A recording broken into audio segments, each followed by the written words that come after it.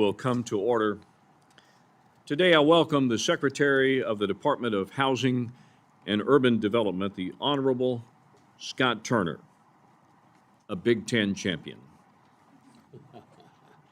in a previous life. Mr. Secretary, I want to thank you for being here to discuss HUD's fiscal year 2026 budget request. I also want to thank you for your visit recently to my district in April. It was great to have you on the ground to see the impact of HUD programs in my district. And let me add, we caught a Razorback baseball game while we were there, and in a shameless plug, I'll give my Razorbacks some credit for making it to Omaha, where they will play Saturday evening against those Bengal Tigers of LSU. It is this committee's responsibility to complete our work on time. I believe we can achieve this goal, and I'm pleased that under Chairman Cole's leadership, we've already begun marking up 12 appropriation bills for FY26. At the same time, it's our expectation that the departments under our jurisdiction spend the funds consistently with the way we appropriate them. We appreciate your partnership as you continue to fully implement the funds Congress made available to HUD for fiscal 25. HUD's request for new budget authority in fiscal 26 is $33.2 billion. That is a $35.5 billion decrease. Let me say that again. That's not a typo. $35.5 billion decrease from the FY25 enacted. HUD also uses mortgage guarantee fees from the Federal Housing Administration and Government National Mortgage Association to offset its spending. The Congressional Budget Office estimates $6.9 billion in offsetting receipts for FY26. That's $1.5 billion less than receipts in 25. Regardless of what the administration sent over in its budget request, the CBO score is what we have to live with, which means we're in an even deeper hole than the president's budget would suggest. To state the obvious, this is a significant reduction in the discretionary budget authority for the department. Mr. Secretary, you heard in April, in my district, many Arkansans are struggling to afford the rising cost of housing. Of course, it's not unique to Northwest Arkansas. The Census Bureau's American Community Survey found that 31% of American households were cost burdened due to rising housing costs in 23, including 27% of households with a mortgage and 50% of households with rent. This is why HUD's impact is felt in every district. Through its rental assistance programs, HUD ensures that the poor, veterans, the elderly, and those with disabilities can live with dignity. It provides economic development dollars for local governments. It helps fight home-based hazards and provides a hand up for communities recovering from disasters. Because of your department's important mission, Secretary Turner, I'm deeply concerned about the deep cuts the administration's budget makes to HUD. These proposed cuts would radically affect HUD's mission and operations. I'm interested in hearing how a $27.6 billion reduction to HUD's rental assistance programs will help HUD serve our nation's most vulnerable. Your proposal is light on details on how the formula for your proposed state rental assistance program will ultimately work. I'm also curious how HUD will support community development in low and moderate income communities when some of its most important and popular programs, like community development block grants, have been zeroed out. These programmatic changes need to go through the authorizing committees, particularly the proposals to block grant assistance to the states and the dramatic changes on how we combat homelessness in America. These ambitious proposals require an all-in effort. I welcome ongoing dialogue with our authorizing colleagues. HUD's program should work better for the American people. You and I have discussed how there is fat to cut at HUD, but if we cut too deep and if we cut too fast, HUD's programs will not serve the communities you and I have pledged to help. I look forward to learning about your goals for HUD for this upcoming fiscal year and beyond. This subcommittee stands ready to work with you to better serve all Americans as we write this year's THUD bill. I'd now like to recognize the ranking member and my partner in this effort, the gentleman from South Carolina, Mr. Clyburn, for his opening statement. Thank you very much, Mr. Chairman, and welcome, Mr. Secretary. I think we can all agree that housing is a basic human need and serves as a foundation for education, health, and financial outcomes for nearly every family in America. And where you live matters. Without a safe and stable place to live, it is difficult for families to improve educational outcomes, maintain good health, or increase their earnings and build wealth. Across the country, more than 771,000 people are experiencing homelessness, and 75% of low-income renters spend more than half of their income on rent.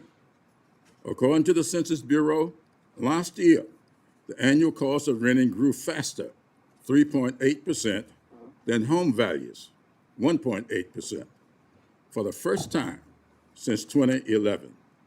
This comes at a time when more than 56% of African Americans' households and 53% of Hispanic households pay more than 30% of their income on rent, compared to less than 47% of white Americans.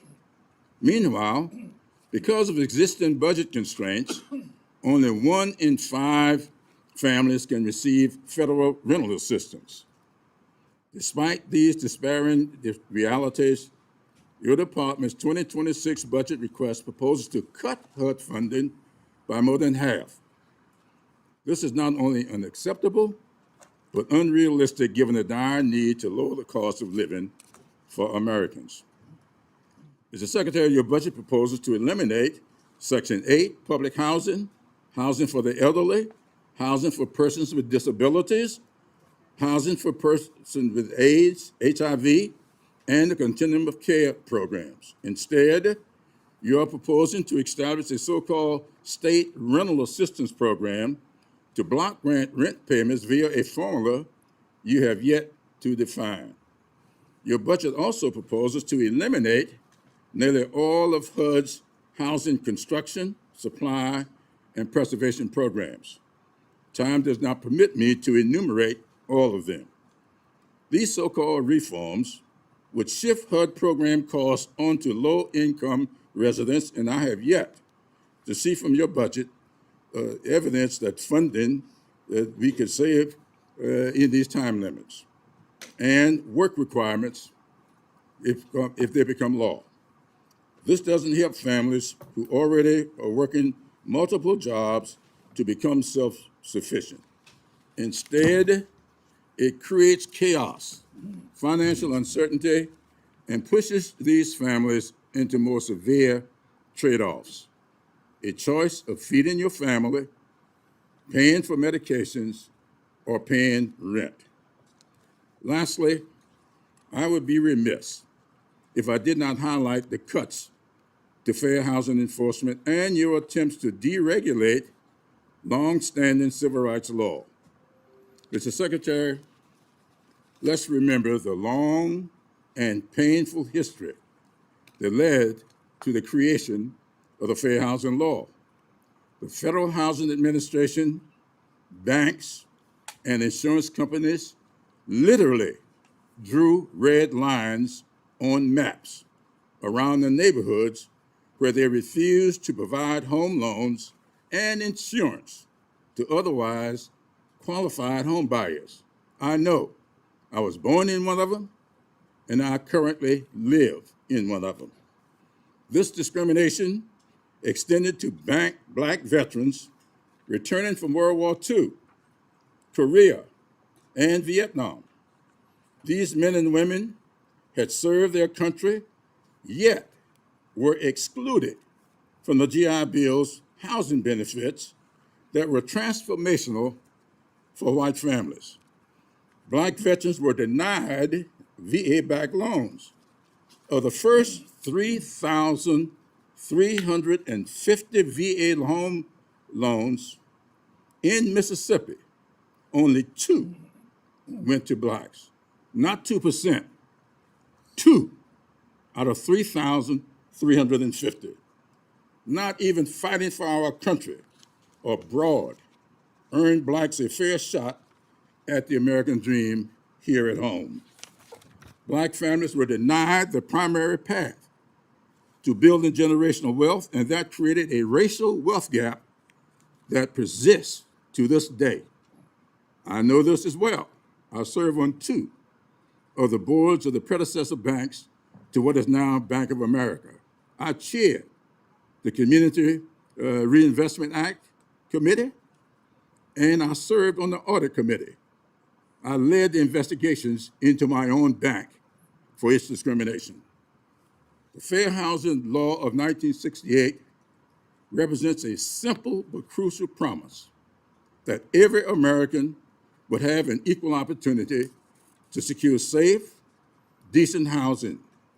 Unfortunately, since the start of this administration, we have seen an attack on longstanding laws that were enacted to stop excluding Blacks from the greatnesses of this country.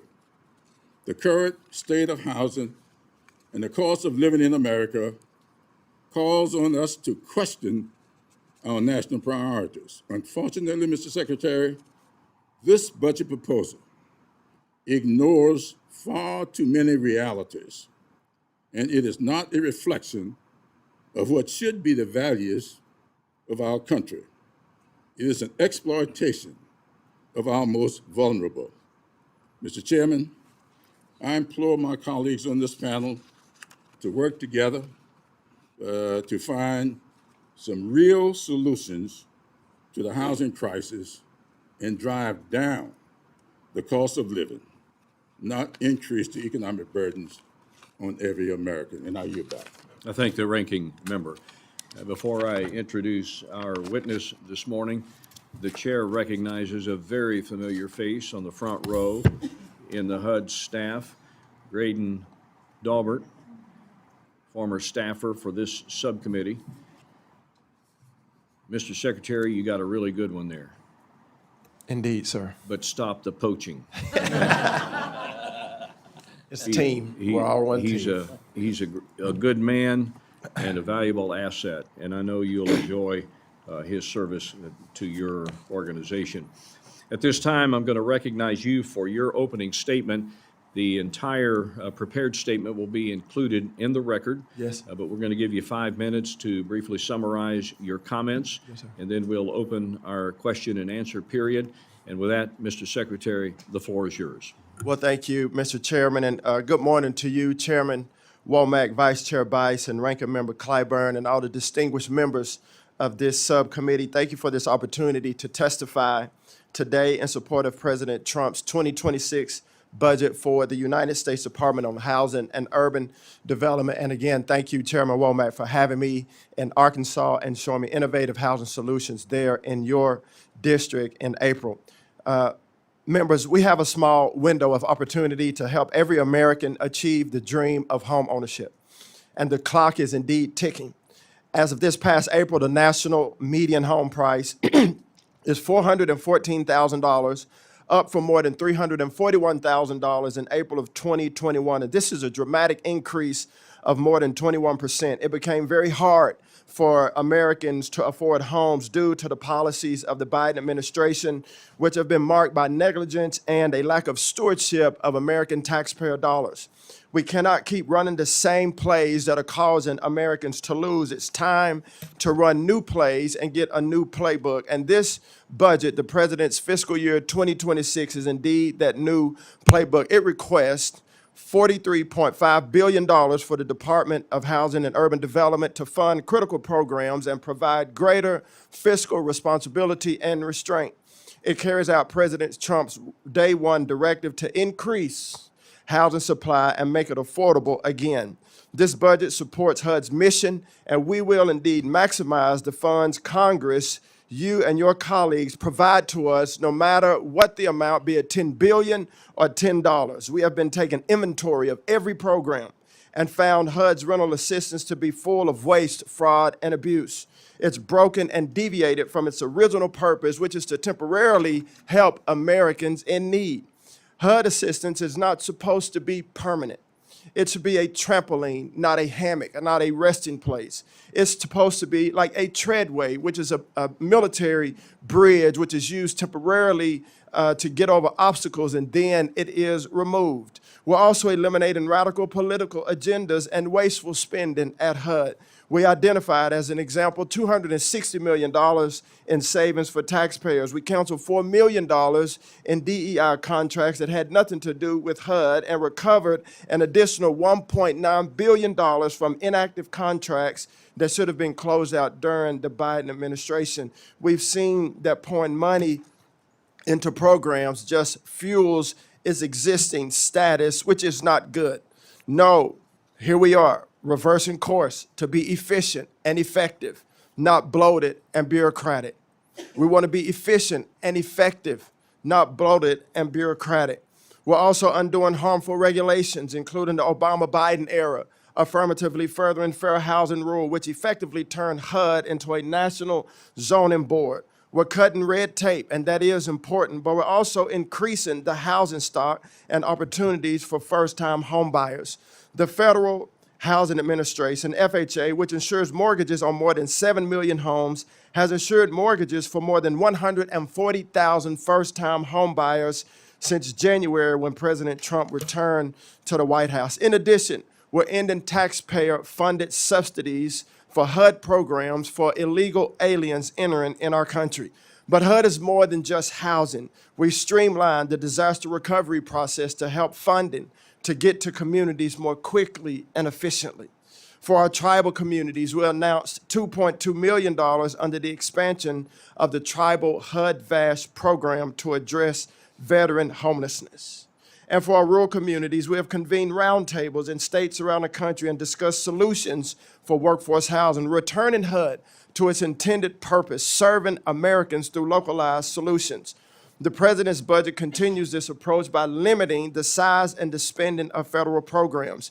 It proposes a state-based formula grant to encourage states to have skin in the game for the funding and design of their own rental assistance. The block grant will empower states to be more thoughtful and precise in their stewardship. HUD has currently 30,000 program awardees and recipients. No wonder the system is plagued by abuse. Empowering states through this reimagined system would prune the administrative burden and maintain necessary assistance for the elderly and the abused. The budget also continues our commitment to promote economic independence and adopt compassionate common sense, and historically a bipartisan conversation around reforms like time limits and work limits, so to encourage able-bodied residents to move up and get out of assisted housing. It addresses our nation's homelessness crisis by returning solutions to the local authorities. The president's budget saves billions of taxpayer dollars and helps restore fiscal responsibility. And Mr. Chairman, in order to properly serve the American people, we must care about our mission, care about the ones that we serve, and care about this country. And that's what HUD is, and that's what we have returned to do, sir. So the 2026 HUD budget request will allow us to operate at a standard of excellence that we have not in previous years and return the president's golden age. And I'm supportive of this and look forward to, Mr. Chairman, talking to you and your distinguished colleagues. Thank you, sir, for your time. Thank you, Mr. Secretary. There is at least one other committee meeting that's underway this morning that will carry some of our members away, including the ranking member of the full committee and the chairman of the full committee, who may or may not come in time here. If they do, I want to recognize them when they get here so that we can maximize their appearance. Yes, sir. But the Defense Subcommittee is meeting this morning with the Secretary of Defense and the chairman of the Joint Chiefs in order to get the posture hearing for that budget framework. And so now let's go to the Q&A portion of our meeting this morning. Mr. Secretary, I appreciate your commitment to reforming our federal rental assistance programs. The current system, as you've already articulated, is rife with inefficiency. The administration's request proposes placing the major HUD rental assistance programs, tenant-based, project-based, public housing, into a single state rental assistance block grant program that you referenced in your opening.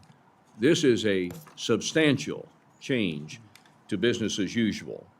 Now, as we consider this proposal, I want to make sure that we're good stewards of taxpayer dollars while still meeting our obligation to help those most in need. I'd also note that an overhaul of these programs would need the work of the authorizing committee, that of Financial Services. I support reforms that promote work, that reduce dependency, and give state and local governments more control, but I want to ensure that we're not creating gaps that could lead to increased homelessness or hardship for vulnerable populations. So, Mr. Secretary, can you kind of walk us through the concept on how proposed block grant programs like this would maintain assistance to the approximate 10 million Americans currently served by these programs? Yes, sir, Mr. Chairman, and thank you for your question. As you stated, and I stated in my opening remarks, status quo is not good enough. And the way that we've been going about serving the American people from a HUD perspective is no longer good enough. And so with this new paradigm, it is indeed a paradigm shift, it's a culture shift. The goal here is not to serve less Americans. The goal here is to serve Americans better.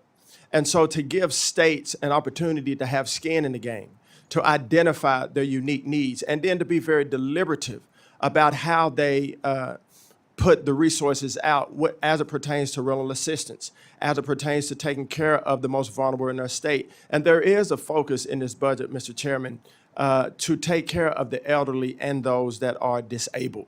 And when you look at HUD, HUD has had record funding over the past few years. In the last 8 years, HUD's budget went from $42 billion to $77 billion, and yet HUD lost focus of its most basic mission. We are only able currently to serve 1 out of 4 eligible families at HUD, and that's unacceptable when you have a $70 to $77 billion budget. And so this is a paradigm shift. Playing in the NFL and playing in sports, when you have a playbook and you're running plays that are not working, the best teams that I've seen are those that go in, they make adjustments, say, well, we can no longer run this play because it's causing us to lose. So let's run a new play. Let's reimagine what we're doing. I don't like to lose, Mr. Chairman and Ranking Member. I don't like to lose, and I don't like the American people to lose.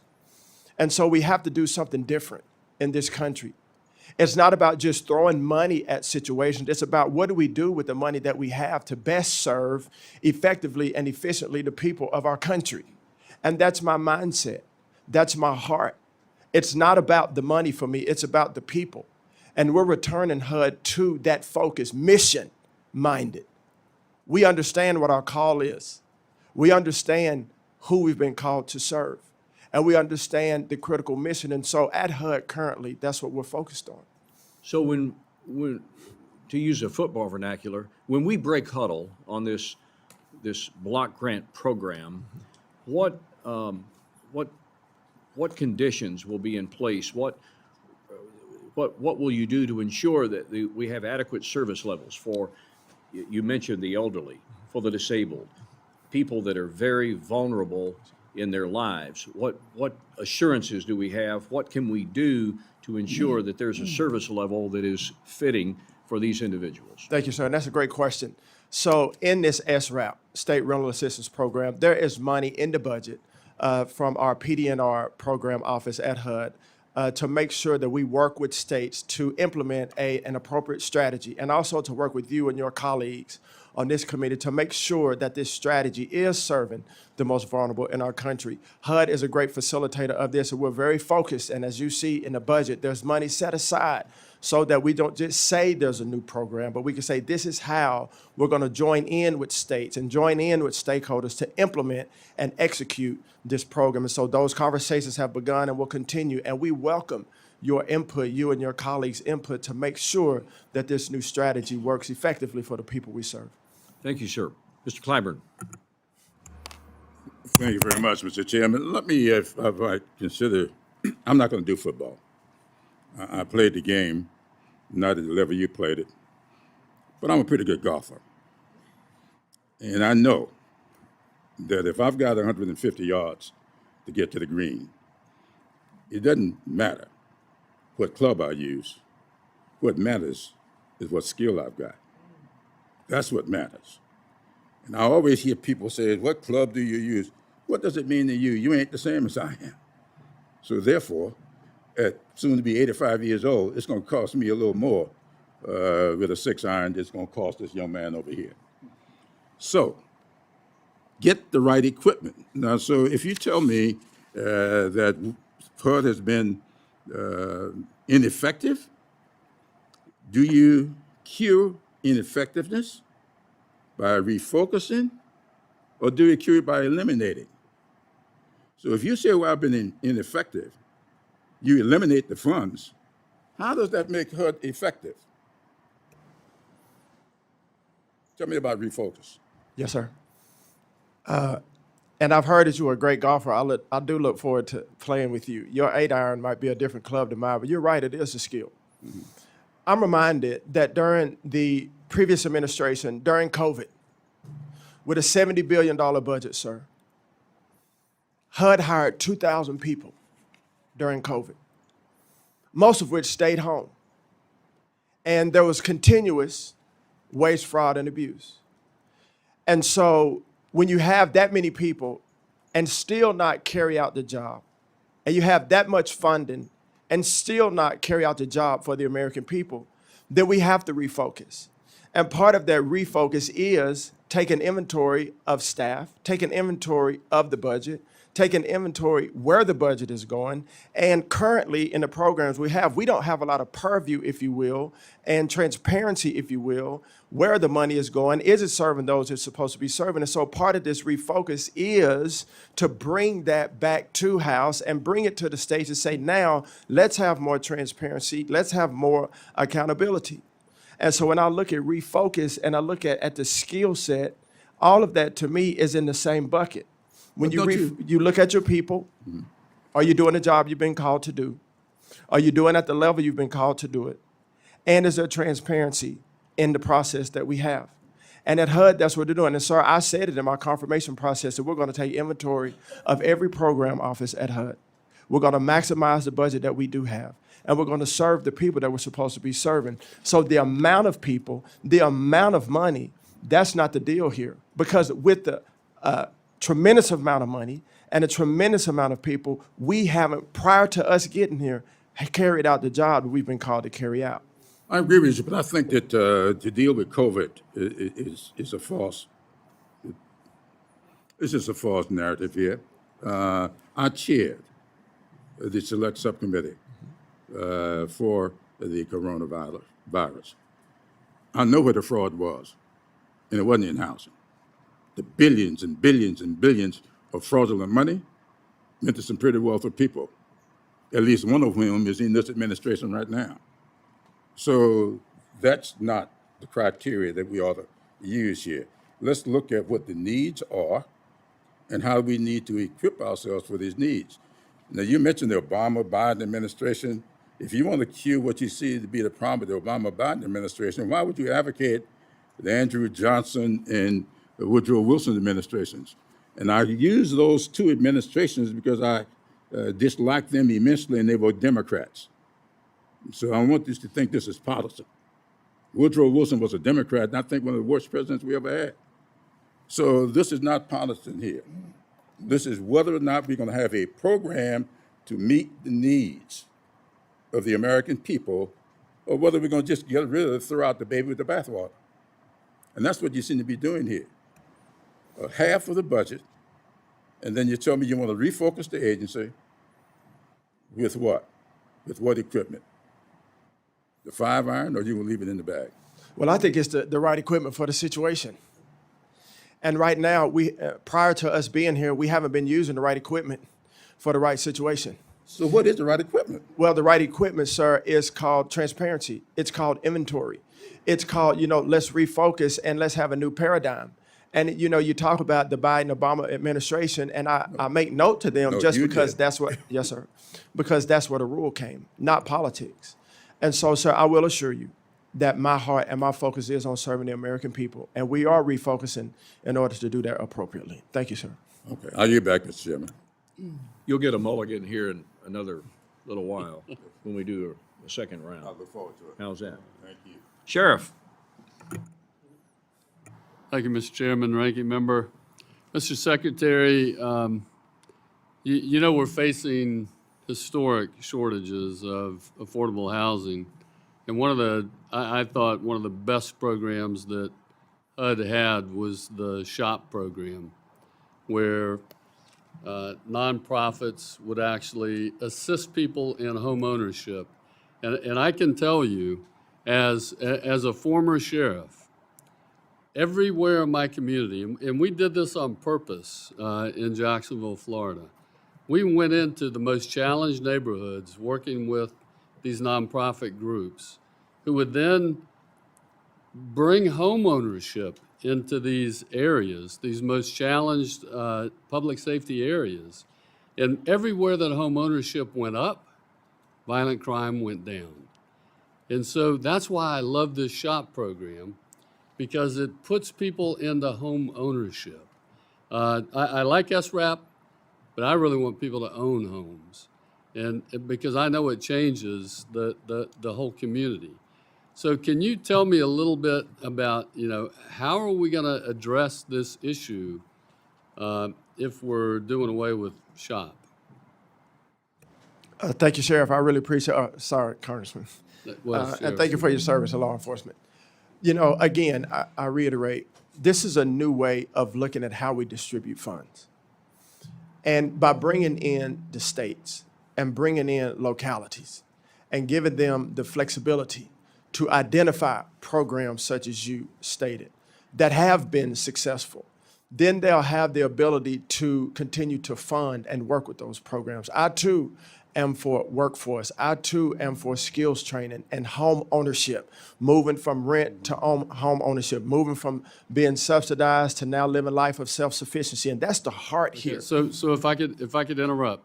So you have SRAP, which is going to be basically a block grant for rental assistance programs. And you're saying there's going to be another block grant process where programs like SHOP can be funded out of if the state or the city decides that's how they want to use those funds? No, sir, not an additional block grant, but included with. Included in the SRAP? Yes, include. When I say this, meaning that the states will have the authority and the flexibility to identify programs that are doing well and be able to not just fund those, but support those opportunities in the states that you're talking about, in particular like SHOP that you mentioned. Yeah, but all of those others are rental assistance They are. programs. Yes, sir. But you're saying that those dollars will also be used for home ownership, affordable home ownership? No, sir. What I'm saying is that when you have programs that promote home ownership, when you have programs And that what- promote individuals being able to buy homes, states will now be able to identify those better than the federal government. The federal government is not the one that identifies those unique needs like states. And so the whole paradigm is to return that back to the states as it pertains to rental assistance that we talked about. And so this is a refocusing of taking the federal government out of it and putting the states in charge and control of how they want to distribute the funds. Okay. Let me ask one more question in this round. We in Jacksonville, we had a project-based rental assistance program, Eureka Gardens. I don't know if you're familiar with that, but this is dealing with public housing units and basic safety and quality standards, and how those complaints and inspections are handled. What sort of oversight do you see HUD having for those rental facilities? This one got so bad that we actually had an explosion, and I mean it was horrible. How do we improve the inspector training and accountability to make sure those inspections are consistent and reliable across the board? Yes, sir. And HUD will still be involved, obviously, when it comes to inspections such as this. I've traveled around the country and visited public housing authorities and seen some of the conditions that people are living in across our country, and some of them are deplorable. And so obviously HUD will continue to be involved in such so that those public housing authorities are safe, that they are secure for the residents that are living Okay, there. so sir. even with the block grant, you're still going to be in the inspection business? Yes, sir. Thank you. Thank Mr. Chairman, I see my time's up. I yield back. Thank you, Sheriff. Mr. Quigley. Thank you, Mr. Chairman. Mr. Secretary, I don't know if you really believe all this stuff or you're just parroting what you're told to say, because let me begin. I wrote reports on this that were detailed. about how to streamline and consolidate government, make it more effective. Not because I hate it, because it's so important and the resources are scarce. But there's absolutely no details. So when you just say refocus and reform, it falls on deaf ears. It doesn't mean anything. You can talk about compassion, but no reform measures are going to be able to allow us to cut HUD by 50% and not have our most vulnerable people, seniors, kids, people with HIV/AIDS on the street. And Mr. Secretary, you have to understand housing is everything. Housing for people with HOPWA is health care. These people will die. There's no way you can believe that a 50% cut won't mean a dramatic increase in people being put on the street. So just, you can say what you want, but it's when you cut the programs like PRO, which is designed to remove regulations, something you seem to be focused on, that are stopping localities from building more housing. It's just, it defies credibility. So if you just want to say, we got to cut these things because that's our plan, I'd respect you a lot more than telling us that you care about people as you put them on the street. So let's just talk about HOPWA for a second. It zeroes out HOPWA and says they currently can receive emergency short-term and medium-term assistance through emergency grants program. But 64% of the people on HOPWA are not short-term folks. 2 years isn't enough for them. And the Emergency Solutions Grant, which is going to solve all the problems, is now supposed to absorb 7 existing programs, including this, and a cut of $532 million. I don't know if you've known anybody who died from HIV/AIDS. I have, so it's personal for people in my district and myself. So what's the detailed plan that says those folks aren't going to go on the street, where they won't get their medication and they'll die? Thank you, sir. And I will say, sir, I'm not just speaking. I do actually care, and I do actually believe in what I'm saying. If I didn't believe it, I wouldn't say it. You know, as a Christian, as a pastor, I care about all people. And when you talk about HOPWA and you talk about the Emergency Solutions Grant, you know, this will help us to better serve people in the community. This will help us to more effectively and efficiently serve people in the community. How? HUD had record funding. 770,000 people were homeless in January of 2024 in the point in time report. On one single night, January 2024, 770,000 people were homeless. And so when I say refocus, I really mean to refocus, because that's unacceptable.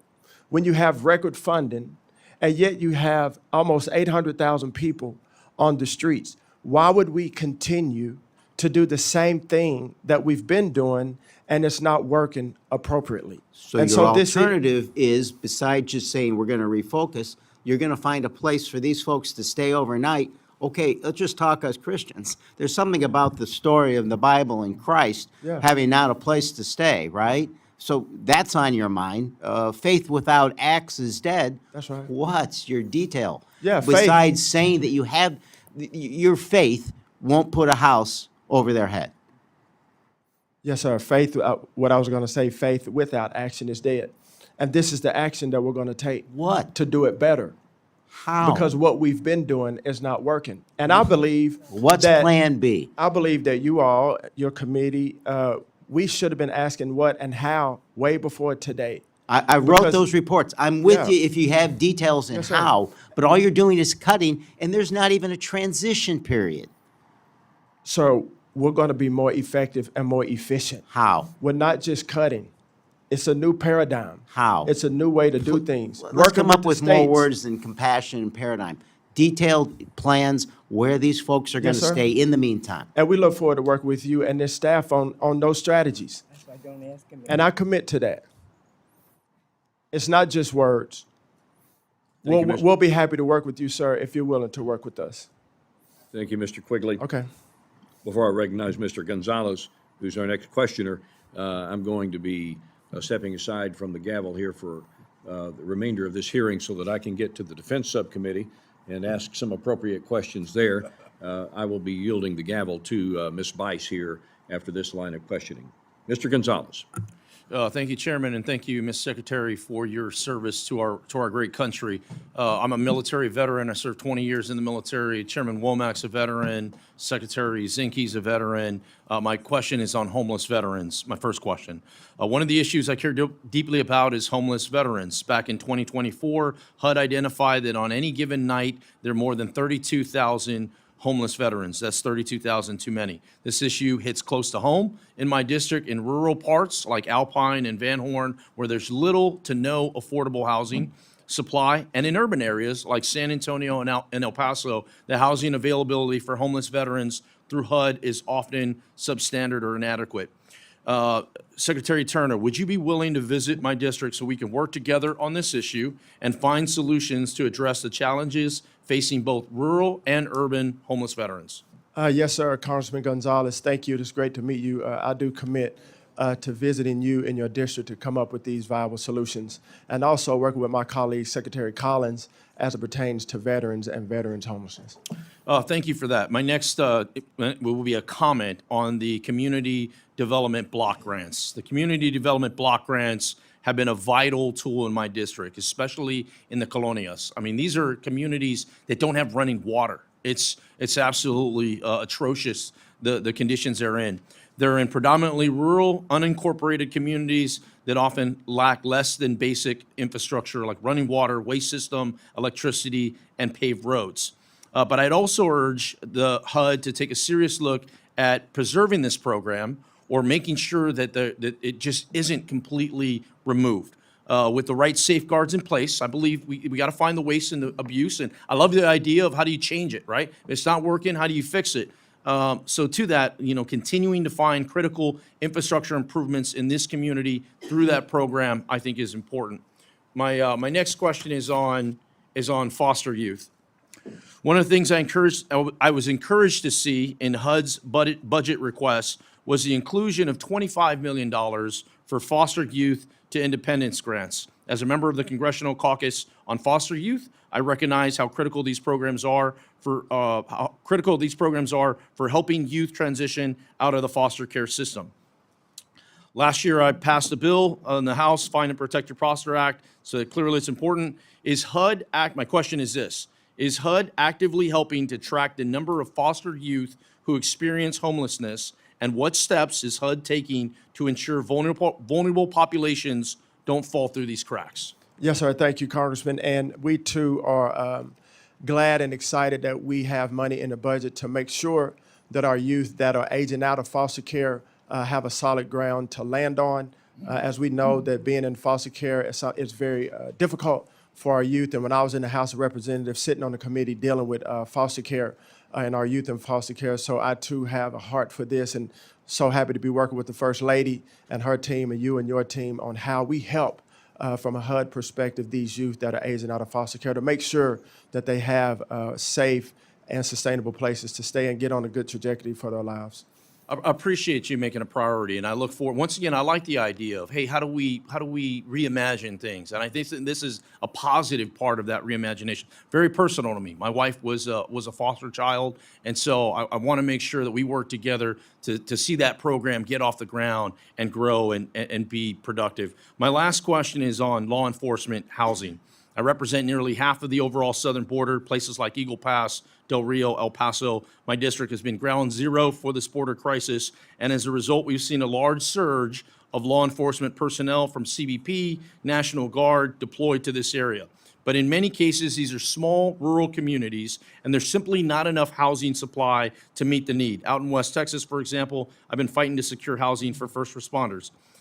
My question is this: given the president's commitment to supporting first responders, what is HUD doing to ensure that first responders and those that are deployed to these areas have affordable and adequate housing? Yes, sir, Congressman, and thank you for that. I too have a heart and is top priority of our first responders and all Americans to make sure that they have affordable, sustainable places to stay. And obviously, we have our FHA program, and the president, too, is a priority of his. And so we look forward to working with you and your colleagues and your staff on how we can ensure and help our first responders as they, too, look for housing to purchase and rent in your district and Thank you around for the that. country. Thank you for that, because as we surge these people to these areas, there's just no housing, and that has been one of the takebacks. You can't just put pieces on a board. You got to drill down a little bit. So thank you again for your testimony. I look forward to working with you. And Chairwoman, I yield back. Thank you, sir. Next up, we have Ms. Watson-Coleman. You have 5 minutes, Ms. Coleman. Thank you. Welcome, Mr. Secretary. You've said a lot today. You've not answered one question, but you're consistent. You've not answered the hows of the questions that the Republicans have asked, and you certainly haven't answered how you're going to make something happen on this side either. What I am concerned about is how you could even open your mouth and say that you care about this population or these populations when you're willing to come here and advocate for 51% reduction in the budget. And so I want to go over a little bit of this stuff with you because I don't think you're refocusing. I think you're devastating. And this is a ludicrous proposal. I'm sure you know that 74% of Americans are concerned about housing, and 771,000, you mentioned it, are currently homeless. I know you know that 7.6 million, including 2.9 million children, are facing the threat of eviction. I know that this budget does not usher us into any alleged golden age, but perhaps a gilded age. I am unsure how you and this administration arrived at the decision to cut HUD by 51%, specifically $45.6 billion during a period of rising homelessness and housing insecurity. And I want to remind you that 4 years ago, you were here. You and the administration are going to try to sell the American people a story that these cuts are justified, and you're giving, while you want to give your money back to very wealthy donors. It's my job to show the American people that these are unjustifiable cuts, and so here, let us go with this. A 40% cut to rental and homeless assistance programs totaling $27.25 billion. A $53 billion cut to Section 8 rental assistance. An $8.8 billion cut to public housing. A $1.2 billion cut to Sections 202 and 811 programs for the elderly and disabled. A $505 million cut to HOPWA. A $22 billion cut to HUD's housing construction, supply, and preservation program. A $1.25 billion cut to the home program. You care about home ownership? I don't think so. A $75 billion cut to the Choice Neighborhoods program. A $12 million cut to the SHOP program. A $6 million cut to rural capacity building grants. A $10 million cut to the PRICE program. A $296 million cut to the lead hazard reduction and healthy home programs grant. A $3.3 billion cut to community development block grants, a $100 million cut to pro-housing, a $196 million cut to family self-sufficiency programs, a $58 million cut to housing counseling, a $101.4 million cut to fair housing. Now, Secretary, I'm sure you know that these cuts will successfully increase housing instability, and evictions. I'm sure you know that those facing evictions don't have a right to counsel. I am sure you also know that your budget is making massive cuts to legal aid for those facing evictions and homelessness. So I'm sure you know that cutting rental assistance, eliminating fair housing protections, and defunding legal aid will not reduce homelessness and eviction in this country. I am sure you're aware that you are worsening the housing crisis with your budget proposal. If you really believe that you would not slash your agency's budget by over 50%. And by the way, you talk about giving the authority back to the states. You want to give them authority, but you don't want to give them resources. You can't do anything with your rhetoric and your narrative. You got to show with your actions and with your resources. And last but not least, I want you to tell me what DEI contracts you have terminated What does that mean? Did you terminate contracts to veterans? Did you terminate contracts to disability organizations? Did you terminate contracts to Black contractors? Did you terminate to Latino or Asian or whatever? What the heck are you talking about eliminating DEI contracts in HUD? Who's your population? Who should you be looking after? It is shameful, and you are to be ashamed of being here. You don't have to answer any question because you haven't answered one yet. Ms. Vice Chairman, I would actually like to answer her. I yield back. I don't need your. Okay, thank you, Congress Lady. You know, and thank you for stating all the stats of our budget. We really appreciate that because it just reiterates my point that with record funding, HUD has still not carried out its most basic mission. And I have Don't answered act like questions. you haven't been here, sir. Just 4 years ago, you were here. Ms. Don't act Ms. like Watson you Coleman, care if about you let this him, Ms. population. Watson Coleman, if you'll let him answer the question, I your don't time need. has I expired. listen. I reclaimed my time back. I yielded my time. You wouldn't let him waste your time. You let him.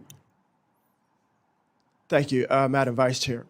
And thank you, Ms. Watson Coleman. Thank you for reiterating my point that status quo is not good enough.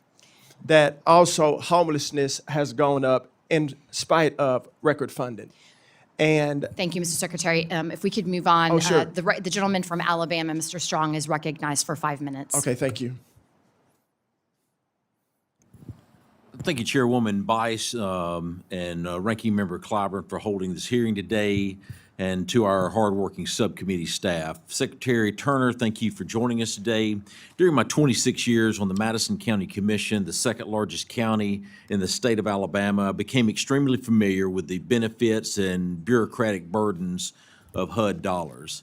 Something I hear consistently from local communities in North Alabama is that HUD's regulatory burdens often delay projects. Some projects are delayed to the point where they are penalized for not spending funds they couldn't access due to HUD's review timelines. Secretary Turner, how are you working with local communities to ensure that HUD acts as a partner, not a barrier, in project delivery? And thank you, Congressman Strong. Appreciate your service, sir. You know, we have a tremendous staff at HUD that is very communicative and open, has open lines of communication with constituencies around the country to make sure that we are being efficient and effective as it pertains to getting resources out of the door. And working with yourself, your staff, and this committee is a goal that I commit to continue doing, to making sure the resources are going out, sir, in an effective and efficient manner. And as we have taken inventory, and as you alluded to take down the burdensome and the bureaucracy and the red tape is a goal of ours to make sure that we're serving the American people properly. What is your plan to streamline permitting, review, and compliance processes to prevent these punishing penalties for federal inefficiencies? Sir, so right now, you know, we have a tremendous CFO team, and our CFO, Irv Dennis, is second to none in our country, and he and his team are putting in financial controls to make sure that we are streamlining properly as it pertains to the question that you asked, and all of the processes that we have at HUD working with our constituents around America. Next, I'd like to discuss the accountability and flexibility with HUD grant programs. Local communities, including the growing mid-sized urban centers found in North Alabama, often have the most accurate understanding of their unique housing and development needs. The administration's budget proposal to consolidate multiple housing programs into block grants, such as the State Rental Assistance Program, appear to be a bold step forward in increasing efficiency and allowing states greater flexibility in addressing their unique housing needs. Secretary Turner, could you elaborate on how these consolidations will help local communities to better allocate resources and reduce administrative burdens, ultimately leading to more effective outcomes for low and moderate income Americans? Yes, sir. And so as you alluded to, you know, the streamline and the effectiveness, putting the resources back to the states will allow them to not only identify their unique needs, but also to be very deliberative and precise in how they distribute those funds around their state and in their localities. And so I'm looking forward to this new strategy to put it back in the state's hands, while HUD obviously is a great convener and facilitator, but to give the states that flexibility, I believe will help us to operate more efficiently and serve people better than we have in the past. Thank you. How are you implementing performance-based criteria that reward communities that responsibly leverage federal funding? Sir, and that's a good conversation that we're having, an ongoing conversation that we're having right now, and we would welcome your ideas to how we can better do this from a performance base. I know at HUD, internally, we have a great performance-based strategy to where we make sure that people inside of HUD are performing the way that the American people have called us and expect us to perform. But, sir, I welcome your ideas as it pertains to that strategy. Thank you. Chairwoman, I yield back. Gentleman yields. The gentlewoman from California, Ms. Torres, is recognized for 5 minutes. Thank you. Secretary Turner, I represent California's 35th Congressional District, a region that was severely hit by flooding and the recent Los Angeles wildfires. They have had a devastating impact, not just on my community, but the entire region. These fires displaced thousands of people, destroying homes and devastated critical infrastructure. Yet, the administration's budget for fiscal year 26 proposes zero funding for the Community Development Block Grant CDBG money, and HUD has not requested CDBG disaster recovery funds to help California specifically and other disaster-stricken states. Mr. Secretary, when will HUD, you, submit a request for disaster assistance to support recovery efforts in California? Thank you, madam. As you know, California has received disaster recovery funds. I myself was in LA a couple of months ago to visit families there and constituents there on the ground as it pertains to the wildfires. California, sir, has not received a single penny in recovery funds for the recent wildfires. California is still owed $6 billion for wildfires and flooding that occurred last year. Do you believe that state and local governments already stretched thin can fill the massive gap alone? You know, what I do know, ma'am, is that there has been a stewardship issue in California as it pertains to taxpayer dollars. And as I was there meeting with local authorities and leadership there, that's a point that I raised, is that what are you doing with the resources that you do have? Because the people of California are not being served properly. And so to throw more money, if I may, ma'am, to throw more money at a situation when the money that has been sent has not been stewarded well is something I believe that we need to take So I'm going to inventory reclaim my of. time because you are talking about wasting federal dollars, but yet you're coming from an administration that seems to only care about the top 1%.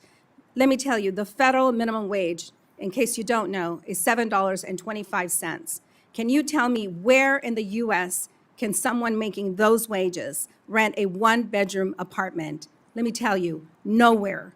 Right now, families who lost their homes in wildfires are struggling trying to find a place to live.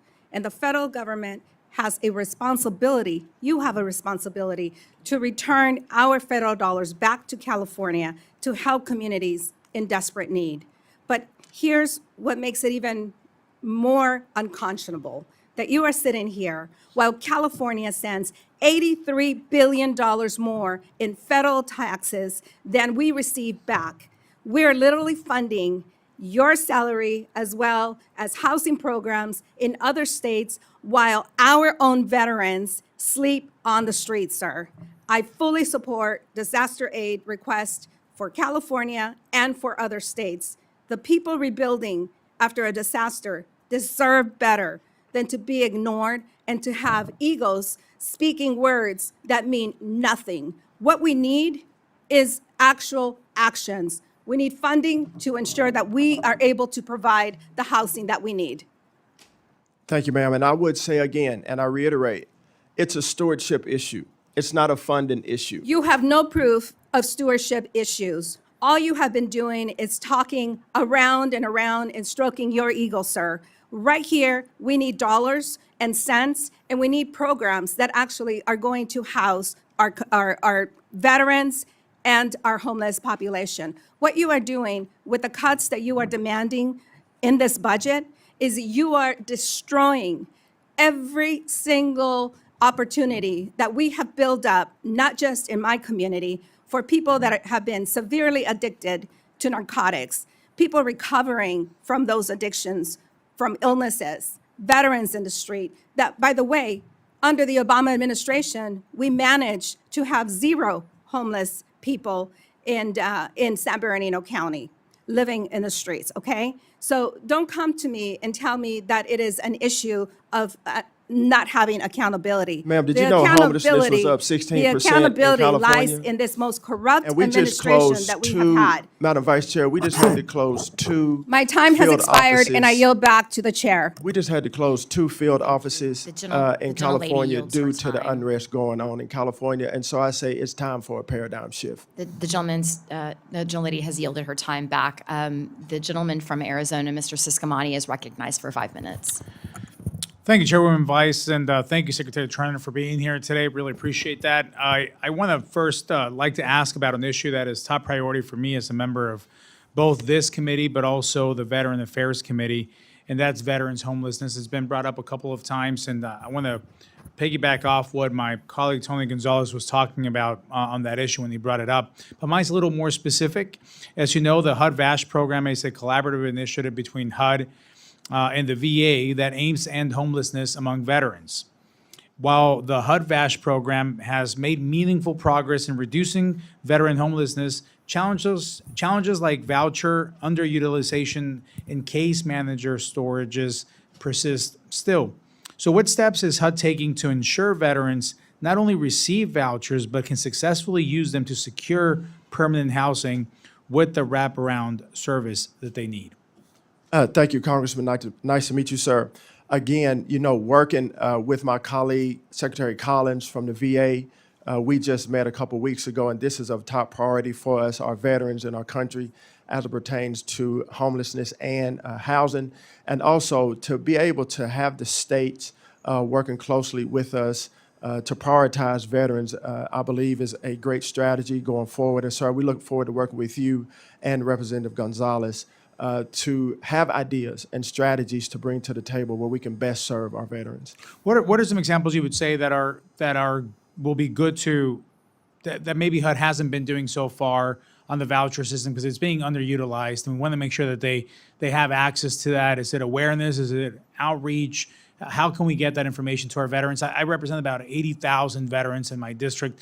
In terms of congressional districts, it ranks about 9 of the most populated areas for veterans, DM Air Force Base, Fort Huachuca, and Sierra Vista. So I have a large veteran population. I want to make sure that they have the access is there, but the ability to get it, and that we're being proactive on reaching out to them with that. Yes, sir. I information. believe awareness and outreach, and also to take the bureaucracy out of the program and process, to take down the red tape, to make sure that we're serving our veterans in the manner that we're supposed to be serving.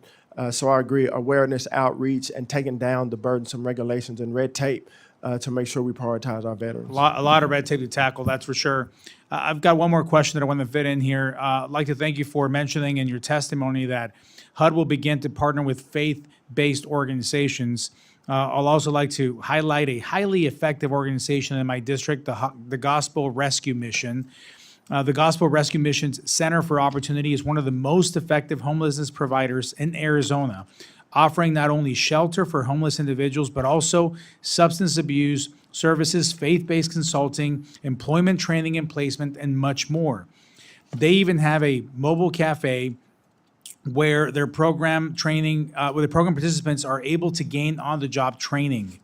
Since 2019, they have helped 542 people make a full recovery from addiction, 2,356 people obtain permanent stable housing, assisted 1,960 people with finding a job, and have provided over 1 million meals for those in need, all without a single dollar from the government. They can tell us exactly what their ratio of success is. They know where their dollars are going. They know exactly what's going on without a single dollar from the government. Can you please elaborate more on how HUD will work to support faith-based providers such as the Gospel Rescue Mission? And what role do you see faith-based providers playing in HUD's mission moving forward? Thank you, sir. And you're exactly right. You know, the Gospel Rescue Mission, Union Rescue Mission in LA, the Dream Center in LA, and other faith-based and nonprofit organizations are the ones that are actually doing the work on the ground with data-driven results. And so historically, it's been hard for faith-based organizations to work with the government, but they are some of our best partners.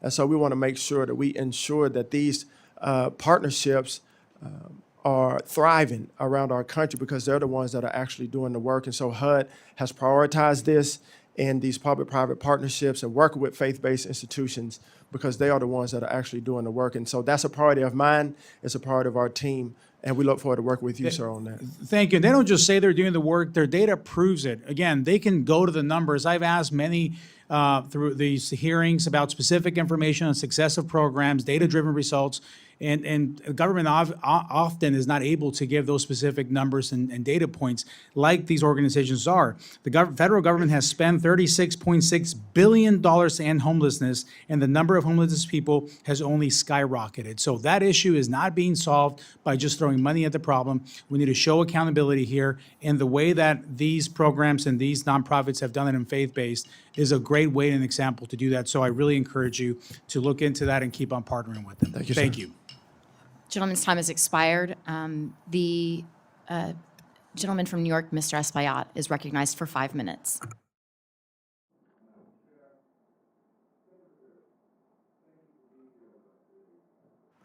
Mr. Espaillat, your mic, I think. I think it's on now.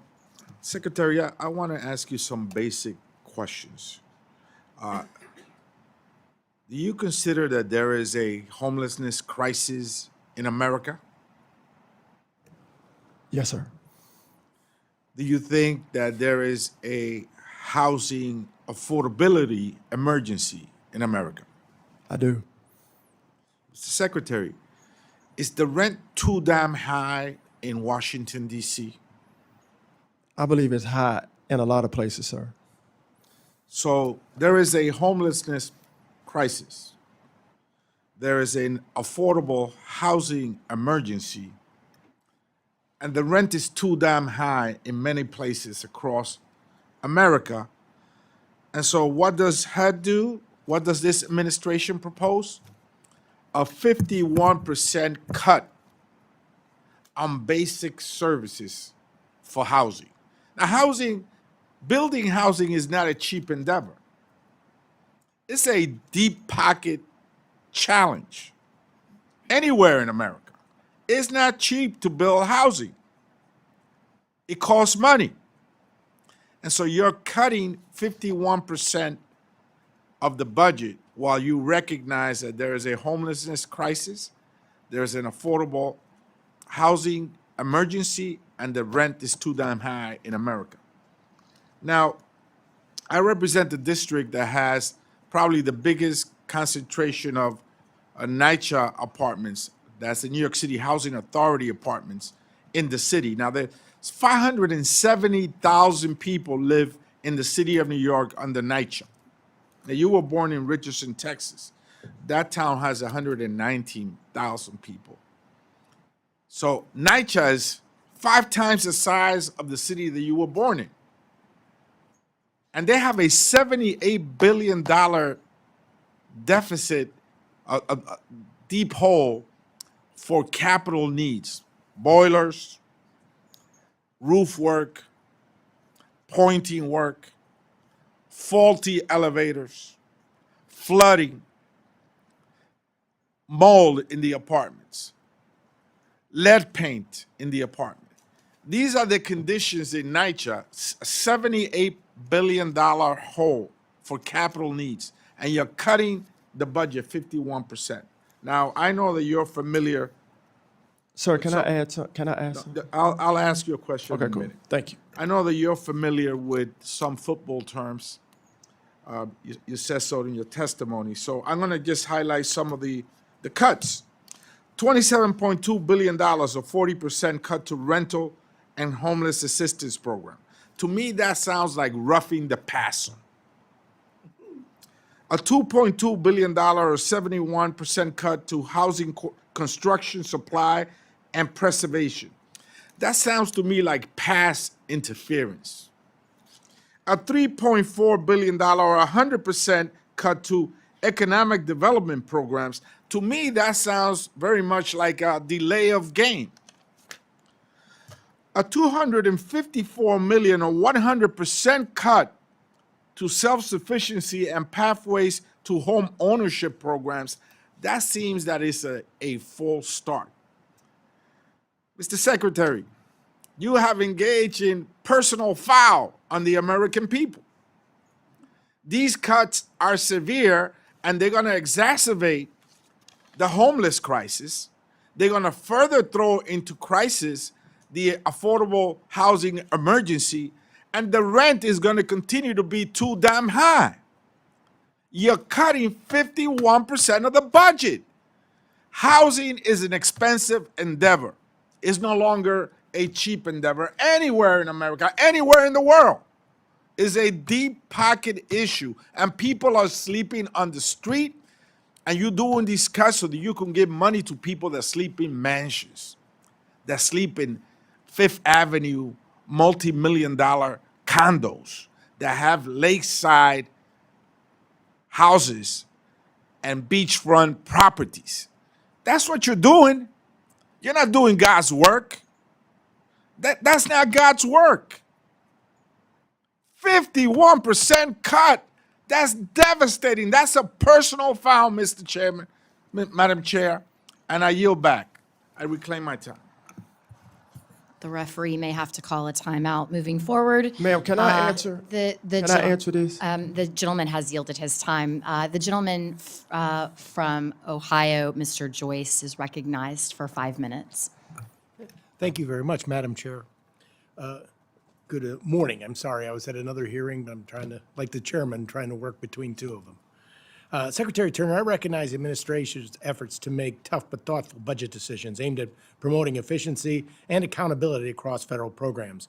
I also appreciate HUD's critical role in long-term disaster recovery and their partnership with other agencies in helping communities transition from emergency response to sustainable rebuilding. As you are aware, both FEMA and HUD specifically work in tandem to assist communities in recovering and rebuilding after natural disasters.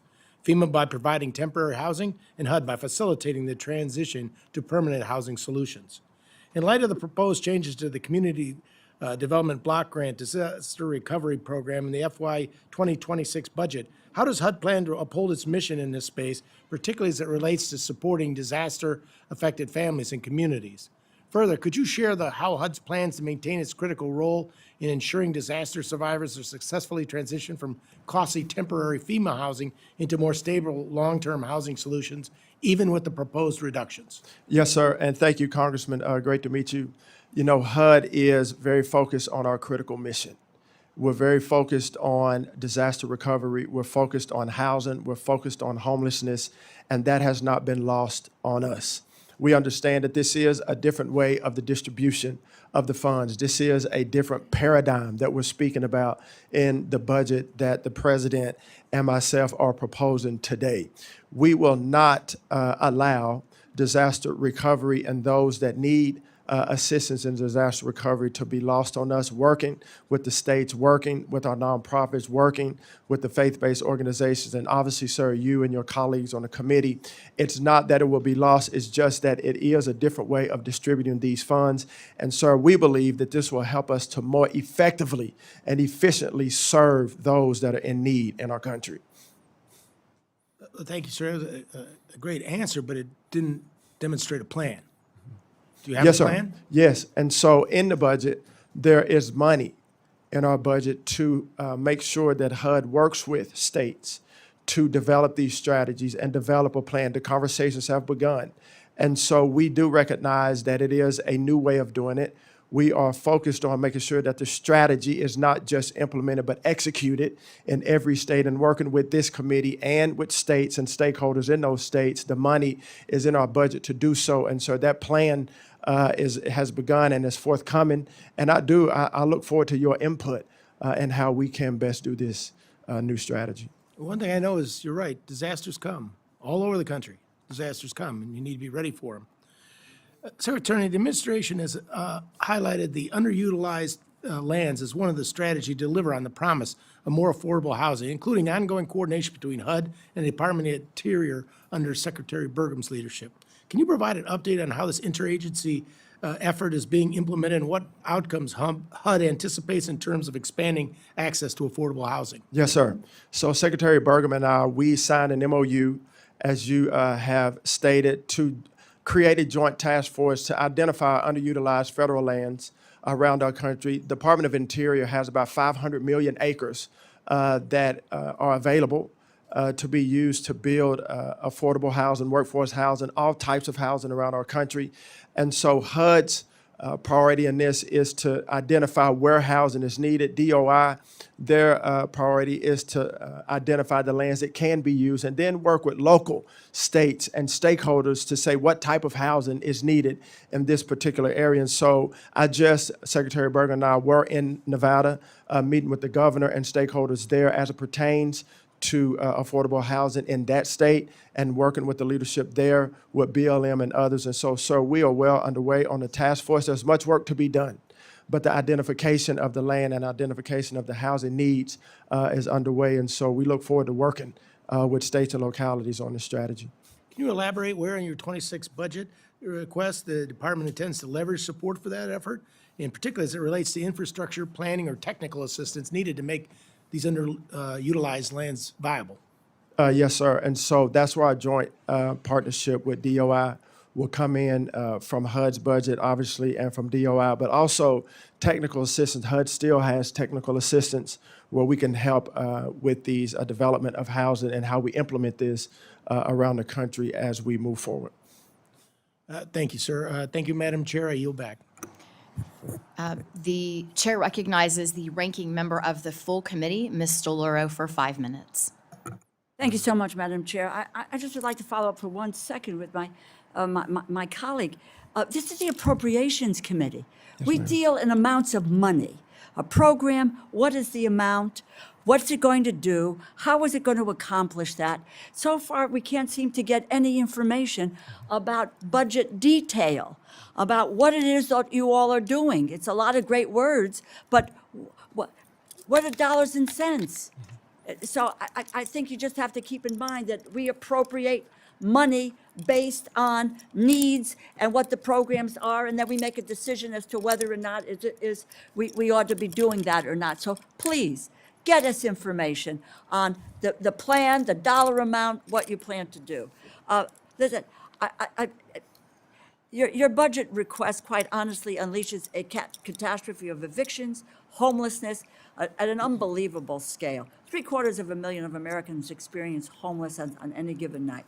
Cost of housing is out of control. Middle-class families, working families are being suffocated. Folks in this country today work paycheck to paycheck. One emergency or layoff from financial ruin, yet your budget eliminates critical lifelines that help to keep a roof over most people's heads in this nation. Let me just say, with regard to a question here, we have Ansonia, Connecticut, which I represent. Housing Authority is smaller, public housing authority. They want to expand programs, services, especially for seniors. Residents have lived in this Naugatuck Valley their whole lives. They don't have income to sustain their homes, but they lack affordable housing options. Based on recent national data, it's becoming clear that homelessness among seniors is rising.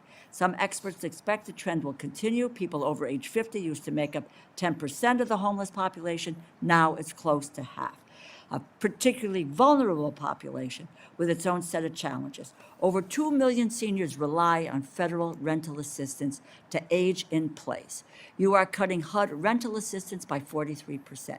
You propose to eliminate dedicated Section 202 housing for the elderly program, pushing more responsibility to states. Everyone on this committee knows the states don't have the wherewithal to be able to do this. There's no assessment of whether or not they have the capacity to manage. You propose completely upending homelessness programs. You shifting to short and medium-term assistance with no funding for the type of permanent supportive housing that chronically homeless people with age-related infirmities need to achieve. We have a program in my district in Connecticut. It's a senior housing program called the Towers, and you have frozen their grant and not giving them the opportunity to deal with critical renovations to a 55-year-old building. Given housing affordability, homelessness crisis facing our seniors who already live on a fixed income, how are you justifying eliminating dedicated programs that support housing developments with on-site supportive services tailored to seniors' needs? Yes, ma'am, Madam Dolores. So great to meet you, ma'am. And as I said in my opening statement, with this new budget proposal under the president's leadership, this will help us to more effectively serve How? the most vulnerable. How? Effectively serve How? elderly and Answer disabled. my question. Yes, ma'am. How? What is the way in which you are going to deal and justify eliminating dedicated programs that support on-site supportive services tailored to seniors' needs? How are you doing that? Working with the states, ma'am.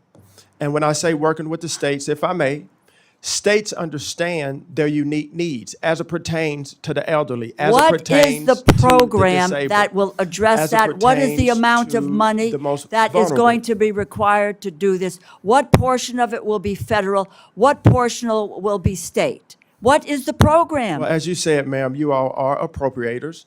You control the purse strings. My job is to maximize the budget that you do give me. And with maximize this budget, we will work with the states to identify, if you will, ma'am, You where can't those have a needs budget, are. with all due respect, you do. cannot Thank have you, a ma'am. budget that doesn't have any numbers, that doesn't have any programmatic direction. Ma'am, you have the That doesn't budget tell in us front what of we're you. doing. But what is the specific program on seniors? What are you doing? You're eliminating elderly housing, Section 202, which has been in place for years. I worked for a city many years ago, and it was Section 202 in which we worked with providers to do this. You know, my time has run out, but zero programmatic information, zero details on the budget. Ma'am, status Ranking quo members. is I would done. like to ask unanimous We'll do it consent a to put different my way. opening statement into the record because I couldn't be here for Without the- objection. Thank you. I now recognize myself for 5 minutes. Yes, ma'am. Mr. Secretary, first let me start out by saying there is a famous quote that I think all of us here know well, and that is the definition of insanity is doing the same thing over and over and over and expecting a different outcome. And based on your opening statement, you are looking to do something different. You are looking to try to find a different path to make sure that we're addressing homelessness in our country. Mr. Secretary, when were you confirmed? February the 5th. So we're talking about 120 plus days ago, is that correct? Yes. Is it safe to say that you have a framework for a plan that you want to move forward, but maybe not all of the nuts and bolts that you need to be able to present that those details Indeed, today? the framework is there. We're working on the nuts and bolts. Yes, ma'am. I want to give you the opportunity to address some of the concerns that have been raised here today, but I also want to bring up one other point, and that is I was surprised to find out that there are approximately 3,000 public housing authorities across the country. Do you feel like that those housing authorities are working efficiently for HUD? No, ma'am. And we do have over 3,000 public housing authorities around our country, many of which are not operating appropriately. Some are.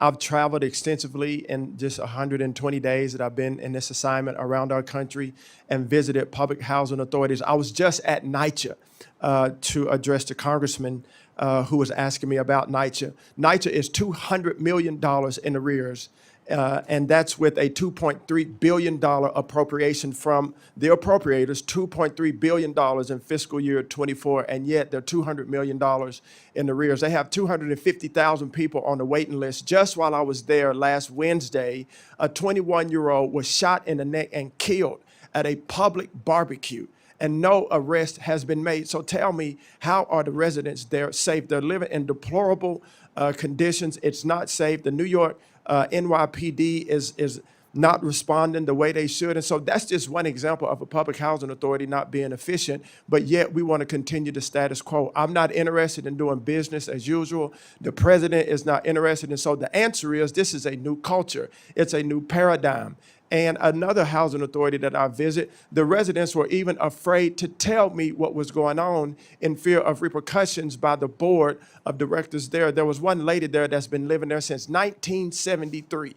That means she's been living there her entire life. Her mother, her, and now her children, 3 generational, multiple generations living in public housing authority. That's not what it's meant for. It's meant for temporary assistance, but then to be raised out of public assistance to a life of self-sustainability. And so, no, ma'am, public housing authorities as a whole are not operating efficiently. The budget proposes changing 5 programs into a singular block grant program. It's been mentioned earlier, called the State Rental Assistance Program. How can we trust that states with governors, including Gavin Newsom, who spent $18.5 billion on affordable housing in the past year, or 42.5% of HUD's FY26 budget request, will use the block grant funding appropriately, because they clearly have not been successful in addressing the homelessness issue? Yes, ma'am, and that's a great question. And it's what I think we should talk about, because, this is a new shift. And we have to work with the appropriate leaders in the appropriate states. And some states, as you know, ma'am, are better than others. Leadership in some states is greater than others. We see right now what's going on in LA, with the agitators and the riots and the attack on our law enforcement. And so, California is not a good example of proper leadership, but there are many around our country that do have proper leadership. And so I'm looking forward to working with them as they implement, the funding and distribute it appropriately to take care of the needs in their particular state. Mr. Secretary, let me wrap up by saying, first of all, we appreciate you being here today. Homelessness is an issue. It's an issue across this country, and we want to make sure that your organization is addressing it in a thoughtful, responsible way. Certainly, you've heard today from members of this committee the concerns around foster children aging out of the system, veterans homelessness, which is something that I'm passionate about as a member of the Milcon VA subcommittee as well on appropriations. So we all look forward to working with you to make sure that we are using taxpayer dollars judiciously, wisely, but also trying to find solutions to the problems that we face as it relates to homelessness. With that, my time has now expired. Madam Chairwoman, And at this, I know we're. for what purpose does the gentleman seek recognition? I really appreciate that. I thought we were going to have a second round. I just ask unanimous consent to submit for the record 4 pages of stories from women in Chicago who are currently using these vouchers to keep themselves and their children safe. Without objection, Thank that'll you. be entered into the record. And with that, I would like to give the ranking member, Mr. Clyburn, the ability to offer a closing statement. Mr. Clyburn, you're recognized. Thank you very much, Madam Chair. Thank you, Mr. Secretary, for being here. Mr. Secretary, I grew up in the Parsonage, and when I told my dad that I had decided against going to the seminary, he said to me, well, son, I suspect the world would much rather see a sermon than to hear one. I have never forgotten that. And I try to conduct myself here in such a way that people will see in my work a good, productive sermon. Now, I've listened to your testimony, and I've looked at some comments you've made in the past, especially as it relates to DEI. You said that DEI is inexcusable propaganda. Well, Mr. Secretary, I beg to differ. I grew up in South Carolina. I still live in South Carolina. My parents, all of South Carolinians, were South Carolinians. And what you propose today, though you've been using the word refocus means to change directions. What you have been testifying to is retrogression. It means to return to something of former, usually something that's worse. And cutting 51% out of a budget will not refocus the budget. It will return to what that budget and those plans were when you had that 51% less. So I would say to you today that when you look at states' rights, I'm not going to be concerned about this if you give the right to South Carolina, because you're looking at the guy that wrote the South Carolina Fair Housing Law, and we implement that law. I ran it. The guy that wrote the South Carolina Bill of Rights for handicapped citizens.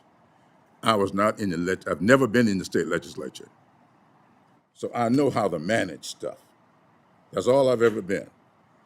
In the budget you are proposing, you cannot possibly meet the needs of the American people with that budget.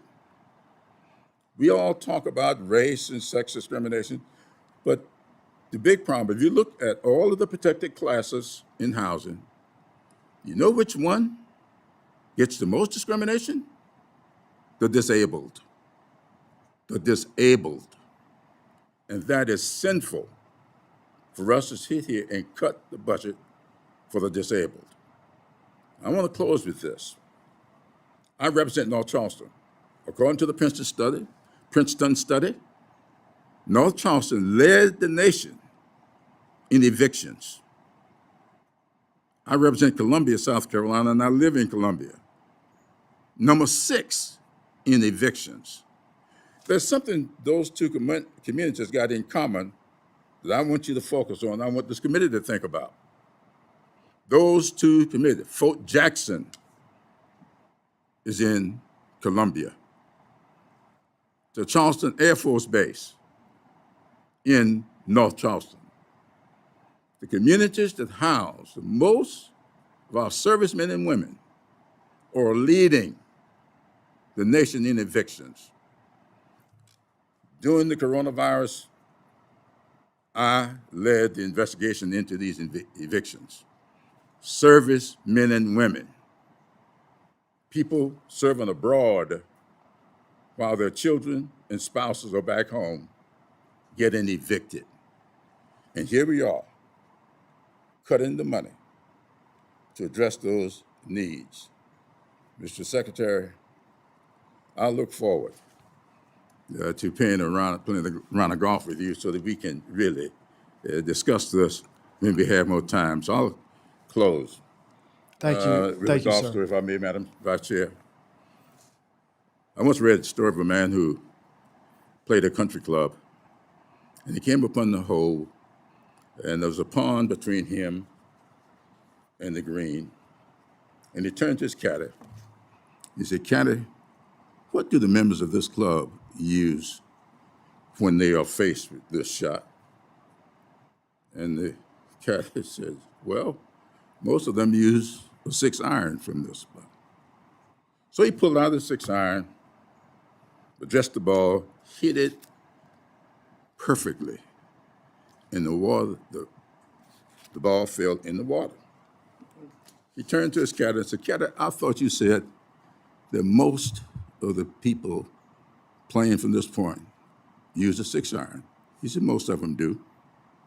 He said, "Well, I just hit the 6-iron about as sweet as I could hit it, and the ball is in the water." Most of them do. So we have to learn. We can't follow what most people do. What we have to do is size up the situation, think about your capabilities, and then address the ball. Use the right equipment, and we might get to the green. Don't do what most of them do. I'll get back. Thank you, Ranking Member Clyburn. And we've had a lot of sports analogies today. We talked baseball, University of Arkansas. We talked football. We talked golf. We did not talk about Thunder basketball. So I feel obligated, as the member from Oklahoma representing the Oklahoma City Thunder, to give a plug to them. So, Mr. Secretary, we appreciate your time today. Thank you for this robust conversation. We look forward, as I mentioned, to working with you in the future to make sure that we are addressing the homeless population across this country. And with that, we are adjourned. Thank you.